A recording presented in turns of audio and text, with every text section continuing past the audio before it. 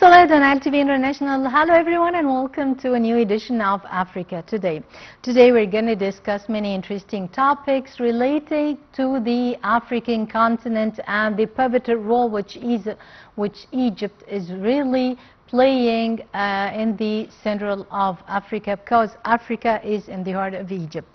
First of all, we're going to talk about the intra-African trade, which surges to $220 billion in 2024, and actually the trade volume between the African countries through the African continent, which is supposed to be even and to exceed such volumes and such figures.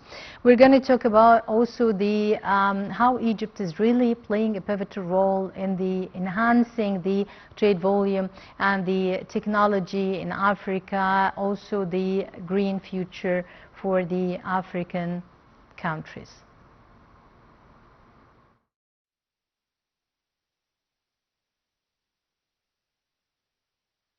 According to Afreximbank's African Trade Report 2025, trade between African nations rebounded sharply in 2024, reaching $220.3 billion, a 12.4% increase over the previous year after a 5.9% contraction in 2023.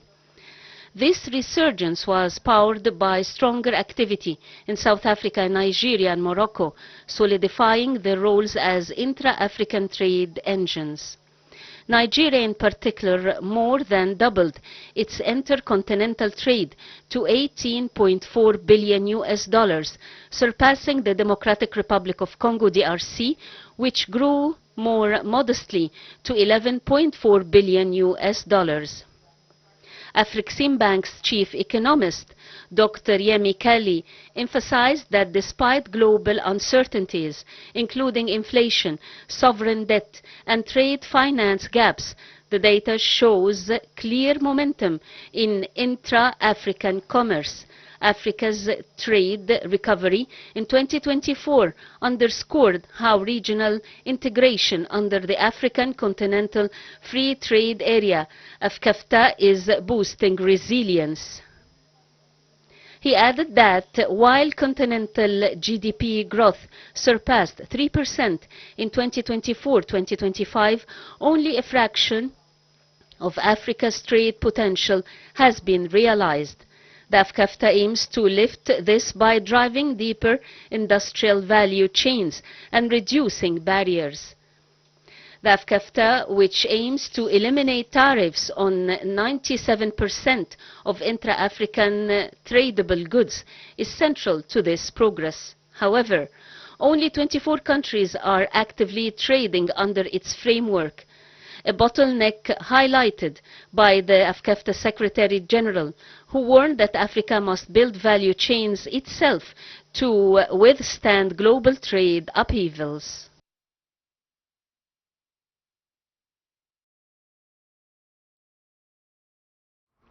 Welcome back, ladies and gentlemen, and we talk about the intra-African trade, which surges to $220 billion in 2024, and actually reaching that big figure, and with the increase of 12.4% over the previous year after a 5.9% contraction in 2023. And this was all according to the Afreximbank trade report of the 2025. To shed more light on this, we are delighted to be joined over the phone by our prominent guest, Her Excellency Ambassador Sou'ad Shalaby, former Assistant Foreign Minister. Your Excellency, great pleasure always having you with us. Thank you very much for inviting me. Well, to discuss about the intra-trade volume between the African countries, the head of State Information Service, Dia Rashwan, he affirmed that Egypt continues to play a leading role and central role in Africa. How does Egypt, your point of view, maintain that position amid all the turbulences and all the geostrategic challenges, in particular under the leadership of President Abdel Fattah al-Sisi? As you know, that Egypt in its capacity as chair of the African Continental Free Trade Area, it is chair of the Ministerial Council of the Trade Ministers.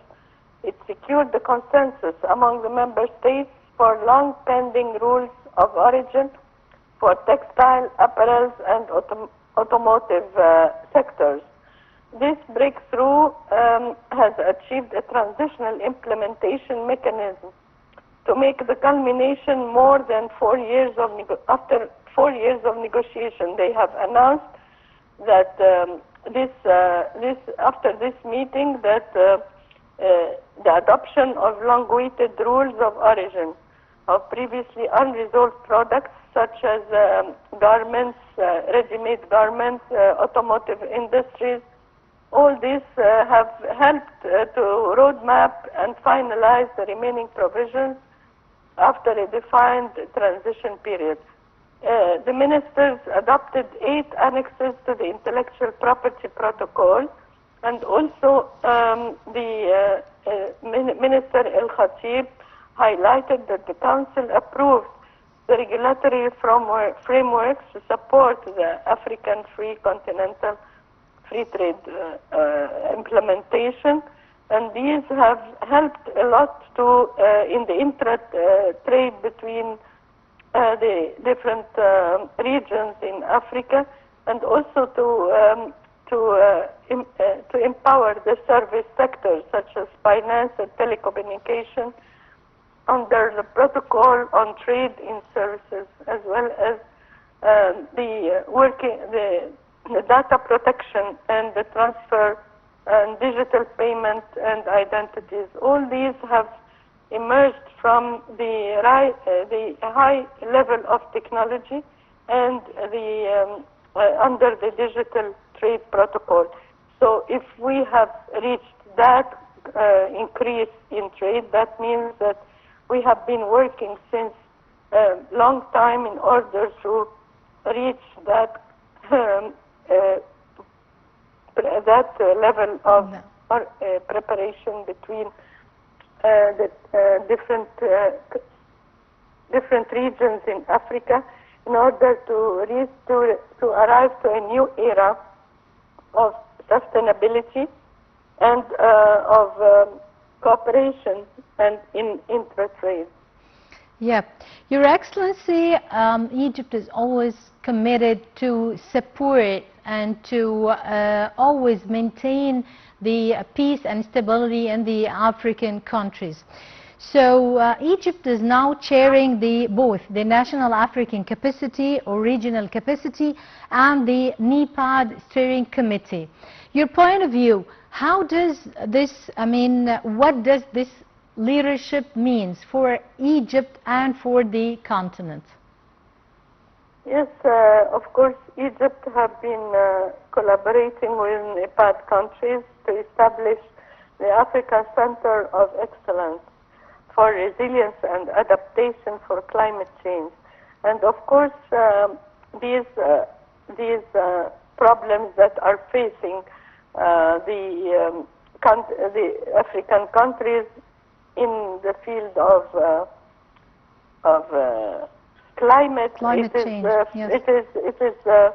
It is facing all countries. That is why Egypt and all the countries in NEPAD have collaborated in order to use also the AI technologies in. Yeah. And Egypt is always calling in this regard the Western countries to bear the responsibility and to fund the African countries for against the climate change, or to establish projects against for the climate change. Yes, and it has started installing small-scale solar stations, and also it launched new green hydrogen projects with global investors in order to reach clean energy, not only for Egypt but also for Africa.